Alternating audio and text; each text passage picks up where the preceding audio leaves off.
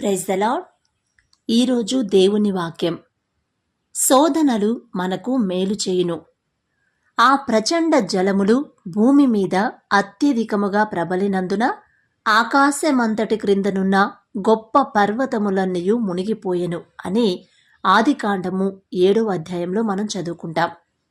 దేవుని వాక్యంలో నీళ్లనేవి తరచుగా ఇబ్బందులను, శ్రమలను సూచిస్తూ ఉంటాయి. దేవా, నా ప్రాణము మీద పొర్లుచున్నవి, నన్ను రక్షింపుము అని కీర్తనల గ్రంథం 69వ అధ్యాయంలో కీర్తనకర్త ప్రార్థిస్తున్నాడు. మన జీవితంలో గొప్ప పర్వతము వలె ఉన్నట్టి, లేక దాని వికృత శిరస్సును ఎత్తునట్టి మన గర్వ స్వభావము చితక త్రొక్కబడు నిమిత్తము మరియు కప్పివేయబడు నిమిత్తమే శోధనలు అత్యధికముగా ప్రబలునట్లు దేవుడు అనుమతించుచున్నాడు.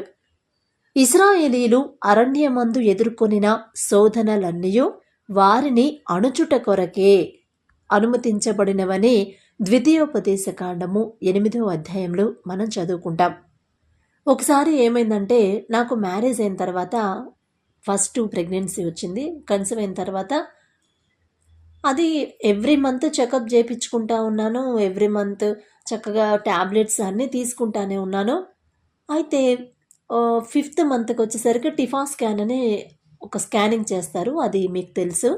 అప్పుడు నాకు స్కానింగ్ చేశారు. చేస్తే బేబీ గ్రోత్ లేదమ్మా, అబార్షన్ చేయించేసుకోండి అని చెప్పారు. 4 months దాకా అంతా బాగానే నార్మల్ రిపోర్ట్స్ వచ్చాయి, అంతా బాగానే ఉందని వచ్చింది.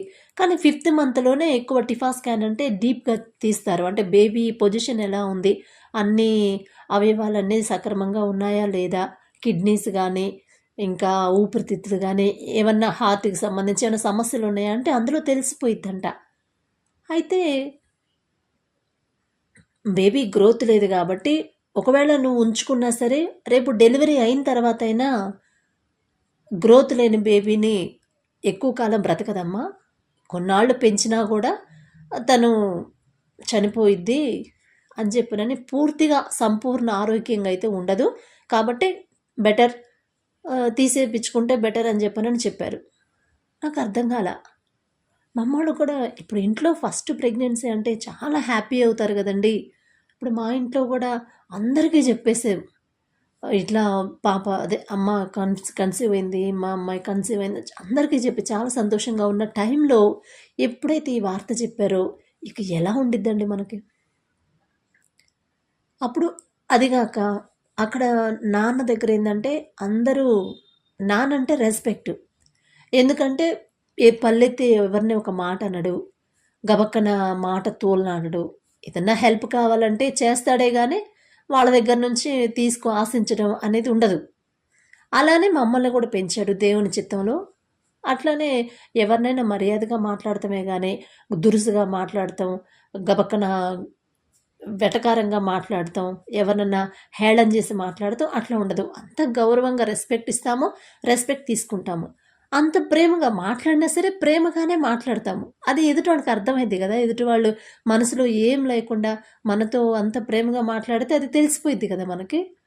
అయితే ఇక అందరూ అక్కడ మా కాలనీ మొత్తం తెలిసిపోయింది ఇట్లా అయిందంట. అంటే అదేంది ఆ అమ్మాయికి అవ్వడం ఏంది అట్లా. సో ఎప్పుడు వాళ్ళు ఒకళ్ళ జోలికి వెళ్ళరు, ఎప్పుడు ప్రార్థన చేసుకుంటూ ఉంటారు, ఎప్పుడు బైబిల్ చదువుతూనే ఉంటారు. ఆయన ఆ అమ్మాయికి అట్లా అవ్వడం ఏంది అని అనుకున్నారంట. అంటే అనుకునే ఉంటారు కదా, అబ్బా పైకి ఏదో పెద్ద భక్తురాలాగా ఉన్నారు కానీ లోపల ఏం జరుగుతుందో మనకేం తెలుసా, దేవుడు తెలుసు కదా అని జనరల్గా అనుకుంటాం కదా.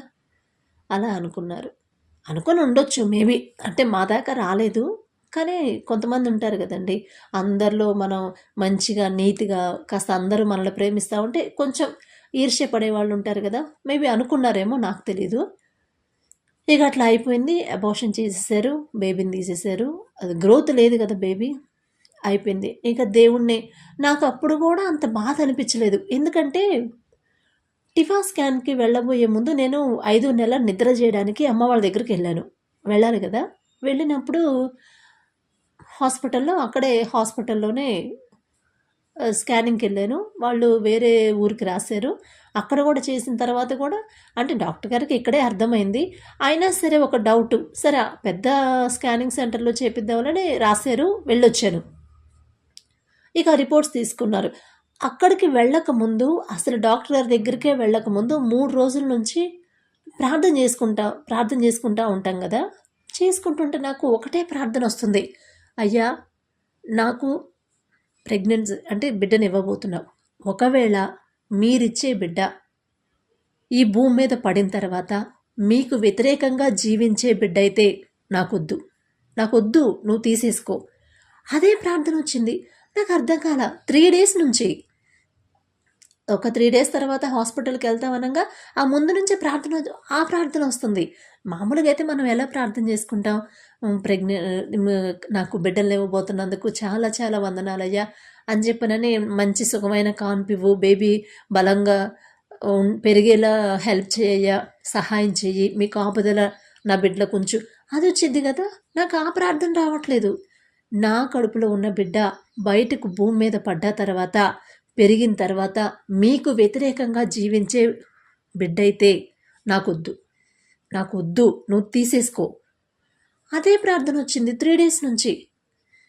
నాకు అర్థం కాలేదు. అంటే అప్పుడు అంత జ్ఞానం లేదు. ఇప్పుడు కూడా నేనేదో పెద్ద జ్ఞానవంతురాలని కాదు గానీ, అంత ఆలోచించే పని లేదు. ఇదే ప్రార్థన వస్తుంది. సరే ఎందుకు అట్లా వస్తుందా? ఒకటే ప్రార్థన. మీకు వ్యతిరేకంగా జీవించే బిడ్డయితే నాకొద్దు. నువ్వు తీసేసుకో ఇప్పుడే అని వస్తుంది. తర్వాత 3 డేస్ తర్వాత హాస్పిటల్‌కి వెళ్ళాను. స్కానింగ్ తీశారు. వేరే చోటకి రాశారు. అక్కడ స్కానింగ్ అయిపోయింది. డాక్టర్ గారు దగ్గరికి రిపోర్ట్స్ తెస్తే అదే చెప్పారు. అమ్మా నువ్వు మాత్రం ఉంచుకుంటే మాత్రం ఇక ఉపయోగం లేదు. బేబీ బయటకు వచ్చినా రేపు డెలివరీ అయినా కూడా బేబీ గ్రోత్ లేదు. ఈ అవయవాలు అనేవి సరిగ్గా ఏర్పడలేదు. కాబట్టి తీసేసుకుంటాం బెటర్ అని చెప్పారు. అప్పుడు నాకు తర్వాత అనిపించింది, ఓహో ఇందుకేనేమో. అంటే నేను మెంటల్గా ప్రిపేర్ అవ్వడానికి ముందు నుంచే తండ్రి ఆ ప్రార్థన నా నోటికి ఇచ్చాడేమో అనిపించింది. ఆయన ముందుగానే చెప్పడానికి నేనేమి పైనుంచి దిగి రాలేదు, నేనేమి భక్తిపరురాలను కాదు, అసలు నాకు అర్హత కూడా లేదు. ఆయన తండ్రి నాకు ముందుగానే నన్ను మెంటల్గా ప్రిపేర్ చేయడానికి. ఇక అయిపోయింది. ఇక తర్వాత అబార్షన్ అయిన తర్వాత కూడా నాకు అంతగా అనిపించలేదు. అంటే బాధగా అనిపించలే. ఎందుకంటే ఆల్రెడీ దేవుడు చెప్పాడు కదా! ఒకటే అనిపించింది. దేవుని దృష్టిలో నాకు బిడ్డ, నాకు నా పుట్టబోయే బిడ్డ దేవుని దృష్టిలో దేవునికి వ్యతిరేకంగా జీవిస్తే నాకు అవసరం లేదు. అది ఎంత హెల్తీగా ఉన్నా కూడా నాకు అవసరం లేదు. కాబట్టి ఇదే తండ్రి నాకు ఇచ్చాడు. ఒకవేళ కాదేమో, పుట్టిన తర్వాత ఒకవేళ డెలివరీ అయిన తర్వాత పెరిగిన తర్వాత దేవునికి వ్యతిరేకమైతే ఇంకా అది ఎంత పెద్ద శాపం మనకి. ఎంత దుఃఖపడాలి, ఎంత ఏడవాలి, మనమే ఏడవాలి ఆ బాధ. కాబట్టి నాకు అందరూ ఏడ్చారు పాపం. ఫస్ట్‌ది ఇట్లా అయిపోయిందేంది, ఇట్లా అయిపోయిందేంది, అందరికి బాగానే ఉంది, ఈ పిల్లకి ఏంది ఇట్టా అయింది అని తెలుసు కదా!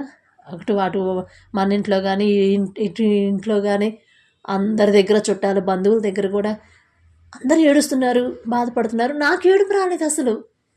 నేను తల్లిని, నాకు ఏడుపు రాలా. అంటే తండ్రి మనకి ఇవ్వబోయేది, మనకు జరగబోయేది తండ్రి ముందుగానే మనకి చెప్తాడు. ఏదో ఒక రూపంలో చెప్తాడు. ప్రార్థన చేసుకునేటప్పుడు, బైబిల్ చదువుకునేటప్పుడు, లేకపోతే ఏదైనా దైవజనుడి ద్వారానో, మన స్నేహితుల ద్వారానో. అసలు తండ్రి ఆయన్ని ప్రేమిస్తే చాలు. మనకు జరిగేది, జరగబోయేది, చేయాల్సిన పని, చేయకూడని పని అన్నీ ఆయన చెప్తాడు కదా! అట్లానే మనకు ఆ శ్రమ ఇప్పుడు మామూలుగా అయితే తండ్రి చెప్పాడు కాబట్టి అది నాకు అంత శ్రమ అనిపించలేదు. 5 నెలలైతే మోసాను కానీ అది ఇక దేవునికి చిత్తానికి లేనప్పుడు మనం ఎన్ని నెలలు మోసినా ఏం ఉపయోగం? అట్లానే శోధనలు వచ్చినప్పుడు మనం భయపడకూడదు, అధైర్యపడకూడదు. ఈ శోధన ఎందుకు వచ్చిందంటే దాని తర్వాత మనకి మేలు ఉంది కాబట్టే, మేలులు ఉన్నాయి కాబట్టే దేవునిలో ఇంకా మనం బలపడాలనే ఉద్దేశంతోనే శోధనలు వస్తాయనే కదా ఇప్పుడు మనం చదువుకున్నాం. ఇశ్రాయేలీయులు అరణ్యమందు ఎదుర్కొనిన శోధనలన్నీ వారిని అణుచుట కొరకే. అంటే మనలో ఇంకా గర్వంగానే, అహంకారంగానే, దేవునికి వ్యతిరేకంగా ఆలోచనలు కానీ, దేవుని మార్గాన్ని విడిచిపెట్టి వేరే దారిలో వెళ్తున్నామంటే దేవుని దృష్టిలో మనం ఉంటే ఖచ్చితంగా ఆయన మార్గంలో తెచ్చుకుంటాడు. అది శోధన పంపించే కావచ్చు, ఏదైనా కావచ్చు, దేని ద్వారానైనా ఆయన తన మార్గంలో నడిపించుకుంటాడు. ఎంత ప్రేమగల తండ్రి కదా. భూమి అంతయు కప్పబడి ఆకాశమును లేక పరలోకమును మాత్రమే మనము చూడగలుగునట్లుగా జలములు భూమి మీద అత్యధికముగా ప్రబలెను. అంటే క్రీస్తు మరియు పరలోక స్వభావము మాత్రమే మనలో కనబడాలనే భూసంబంధమైన స్వభావాన్ని, వ్యర్థమైన వాటన్నిటినీ కప్పివేసే ఉద్దేశంతోనే శ్రమలు మనకి అనుమతించబడుచున్నవి. మనం అనుకుంటా ఉంటాం కదా, ఈ శ్రమ నాకు ఎందుకు వచ్చిందయ్యా? నేను పొద్దున్నే లేచి ఫస్ట్ బైబిల్ చదువుతాను, ప్రార్థన చేస్తాను, ఫస్ట్ మీతోనే మాట్లాడతాను, మీతో మాట్లాడకుండా బెడ్ మంచం కూడా దిగను.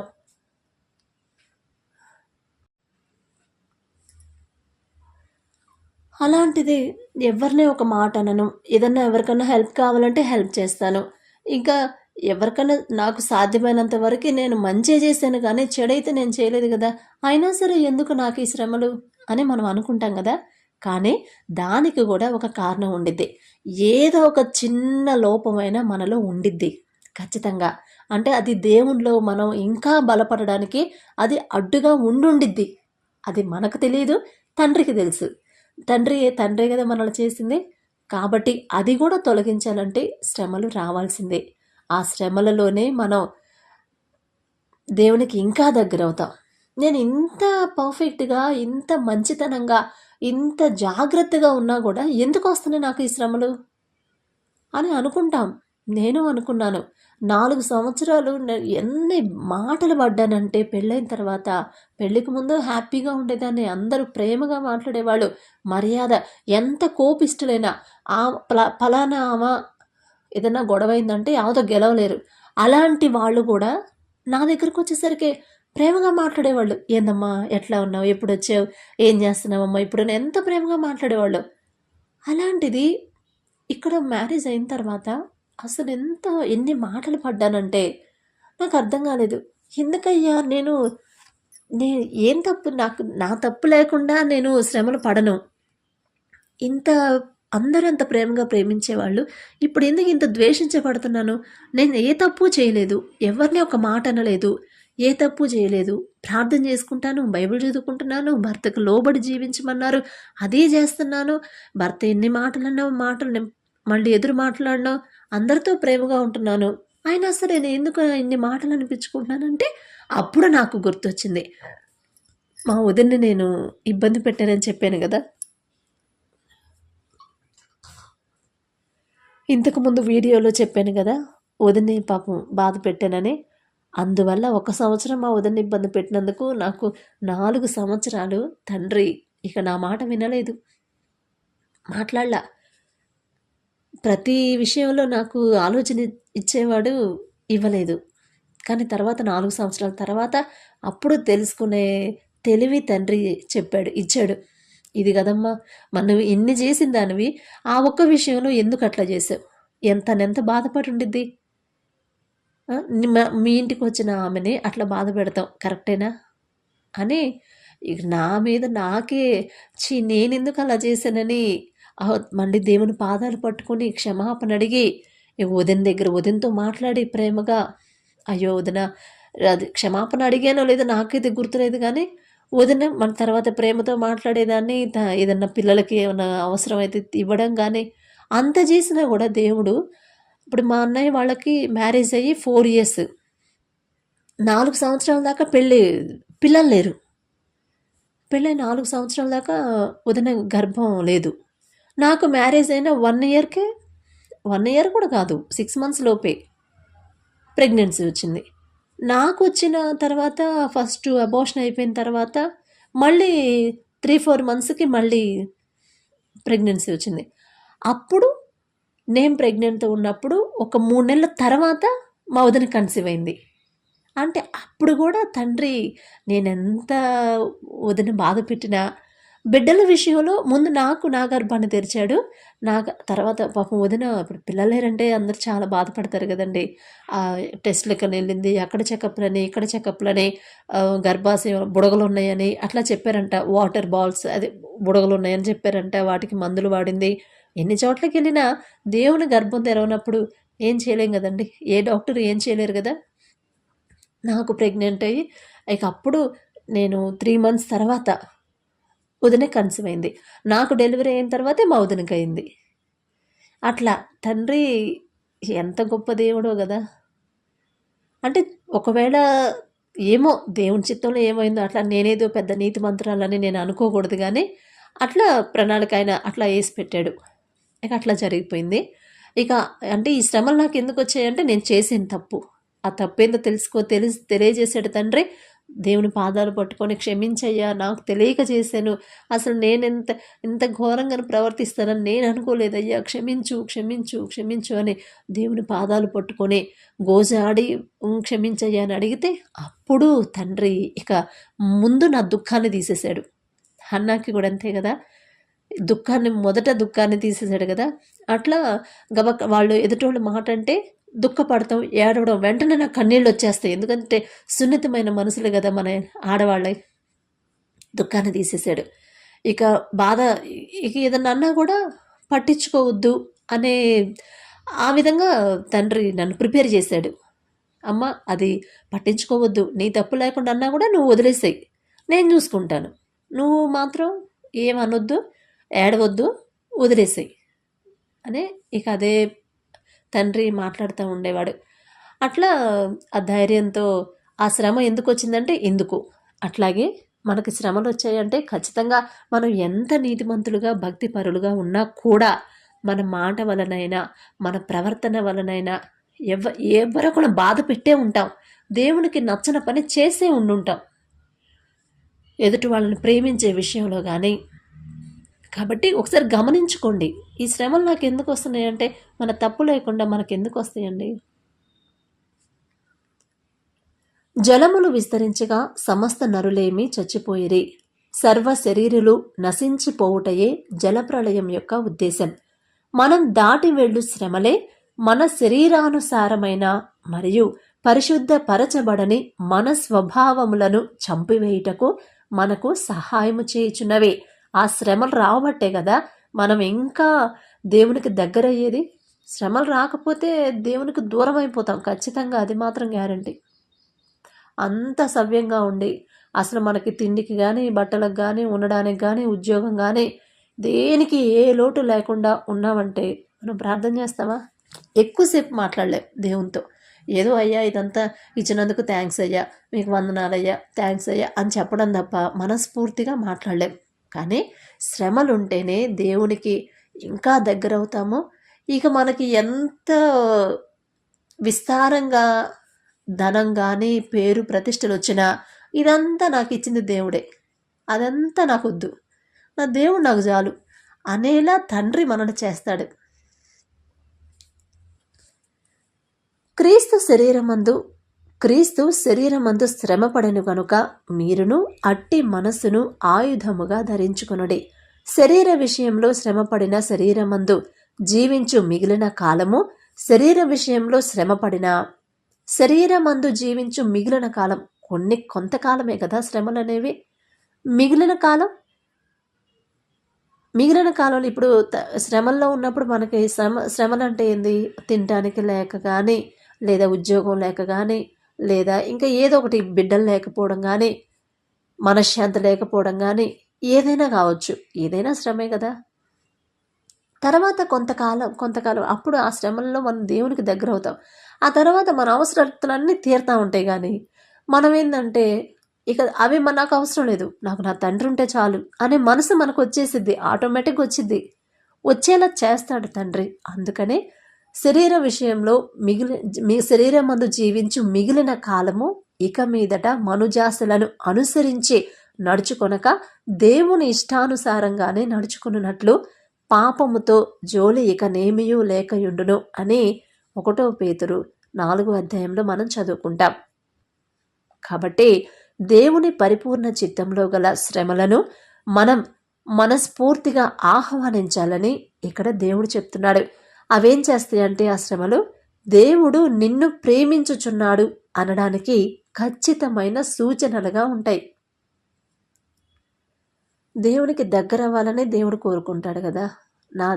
నేను సృజించిన బిడ్డలు నా దగ్గరకు రావాలి, నాతో స్నేహం చేయాలనే కదా. ఈ శ్రమలు వచ్చినప్పుడే మనం దేవుని పాదాలు పట్టుకుంటాం. మనుషుల దగ్గరికి వెళ్ళి సమస్య చెప్పుకుంటాం, ఏదో ఉపశమనం కాసేపే కానీ శాశ్వతంగా అయితే పోదు కదా. ఇప్పుడు ఏదైనా సమస్య, ఇప్పుడు బిడ్డల విషయంలో నాకు అది వచ్చింది, అది నేను పడ్డాను కాబట్టి ఇప్పుడు నిందలు, నేను మాట అనకపోయినా, నేను ఎవరిని ఏమి చేయకపోయినా కూడా, ఎదిరించి మాట్లాడకపోయినా, గబక్కన మాట జారకపోయినా కూడా, చెయ్యని తప్పు కూడా మాటలు పడాల్సి వచ్చింది. దానివల్ల దేవునికి దగ్గరయ్యాను. అయ్యా నేనే తప్పు చేసి ఉంటాను, లేకపోతే ఇన్ని మాటలు నేనెందుకు పడాల్సి వచ్చింది. ఒకవేళ తెలియక మీకు వ్యతిరేకంగా ఎవరినైనా బాధ పెట్టానేమో, నాకు తెలియకుండానే ఏమైనా తప్పు చేశానేమో, అందుకే నాకు ఈ శ్రమలని దేవుని దగ్గరే నేను చెప్పేదాన్ని. అంటే తండ్రి అట్లా ప్రిపేర్ చేశాడు, ఫస్ట్ నుంచి అట్లా ప్రిపేర్ చేసి చేసి చేసి ఇప్పుడు ఏంటంటే ఇక ఏదొచ్చినా సరే నేనేం చేశాను అని ముందు వెనక్కి వెళ్ళడం అలవాటైపోయింది. ఎవరన్నా నన్ను ఏదైనా మాట అంటే ఎందుకు అట్లా అంటున్నారు, నేను ఇంత ప్రేమగా మాట్లాడుతున్నాను, అయినా ఎందుకు అబ్బా ఇట్లా అంటున్నారు అని కొంచెం వెనక్కి వెళ్ళి చూసుకుంటాను. అంటే నేను ఎవరినన్నా ఏదైనా మాట అన్నానా, ఎవరినన్నా బాధ పెట్టానా, గబక్కన ఇప్పుడు చతురులుగా కూడా ఎదుటి వాళ్ళు బాధపడే మాటలు అంటారు కొంతమంది. చతురుగా అన్నానులే, క్యాజువల్గా తీసుకో అంటారు. కానీ అది మనసుకి చివుక్కుమనిద్ది మనసు అనేది, గబక్కన మాట అంటే. అలా ఎవరైనా బాధ పెట్టానా, నా భర్త విషయంలోనా, లేకపోతే అత్తమామల విషయంలోనా, ఇంకెవరన్నా విషయంలో నేను ఏమన్నా అన్నానా అని ఆలోచించుకుంటాను. ఒకవేళ అనే ఉంటాను, లేకపోతే ఎదుటి వాళ్ళు మనల్ని మాట అనేలా దేవుడు ఎందుకు అనుమతిస్తాడు? ఆయన అనుమతిస్తేనే కదా మనకు వచ్చేది, ఆ శ్రమలు మన మీదకి వచ్చేది. యోబు గారికి సాతానికి పర్మిషన్ ఇచ్చిన తర్వాతే కదా శ్రమలు వెళ్ళింది యోబు గారికి. అంటే ఆయనతో గొప్పవాళ్ళం మనం కాదండి, ఆయనతో పోల్చుకునే అర్హత కూడా మనకు లేదు. మనం ఏంటంటే ఖచ్చితంగా దేవుడు మన మీదకి శ్రమ రావాలి అంటే దేవుడు పర్మిషన్ ఇస్తేనే. ఆ పర్మిషన్ ఎప్పుడు ఇస్తాడంటే మనం ఖచ్చితంగా ఏదో ఒకటి చేసే ఉంటాం. అప్పుడు ఆలోచించుకుంటే ఆహా, అంటే ఆమె విషయంలో నేను పొరపాటు పడ్డానేమో, అందుకేనేమో ఈ శ్రమలు, అంతే నా తప్పు కాబట్టి నాకు ఇది వచ్చింది అని తండ్రి అట్లా ప్రిపేర్ చేసేసాడు. అప్పుడు దేవుని పాదాలు పట్టుకొని క్షమించయ్యా, ఇది నేను చేయకూడదు, మీరు నా నుండి అది కోరుకోవట్లేదు, అయినా తెలివి తక్కువ దాన్ని, తెలివి లేని దాన్ని అని చెప్పనని దేవుని పాదాలు పట్టుకొని క్షమాపణ అడిగితే అప్పుడు తండ్రి ఎవరైతే నన్ను మాట అన్నారో మరలా వాళ్ళే వచ్చి నాకు సారీ చెప్పేలా వాళ్ళ మనసులో మార్చేశాడు. అలా ఉండాలని తండ్రి కోరుకుంటున్నాడంటే నేనేదో పర్ఫెక్ట్ అని కాదు.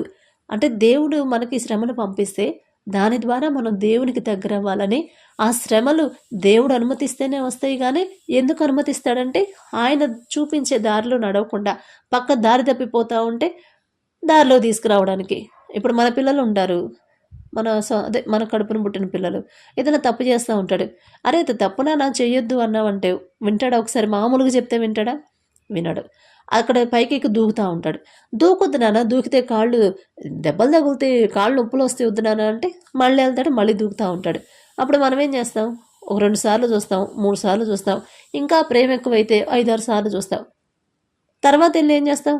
ఒక్కటేస్తాం కదా, వేసి కిందకి తీసుకొని కిందకి తెచ్చి ఇంట్లో తెచ్చి పెడతాం.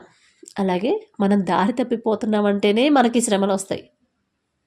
నేను దేవుణ్ణిలో కరెక్ట్గానే ఉంటాను, అయినా సరే నాకు వస్తున్నాయి అంటే ఇంకా నువ్వు దేవుని దగ్గర అవ్వాలి. ఖచ్చితంగా ఏదో ఒక విషయంలో దేవుని నిర్లక్ష్యం చేస్తున్నావనే, దేవుణ్ణే కాదు దేవుని దయందును మనుషుల దయందును కూడా మనం వర్ధిల్లాలి. అదే దేవుడు కోరుకున్నాడు. కాబట్టి మనం దేవుడు చెప్పిన ఆయన మార్గంలోనే నడుచుకునేలా తగ్గింపు జీవితంతో, తగ్గింపు ప్రవర్తనతో ఆయనకు లోబడి జీవించేలా దేవుని కృప మనకు ఎల్లవేళలా తోడుగా ఉండాలని కోరుకుంటున్నాను. Praise the lord.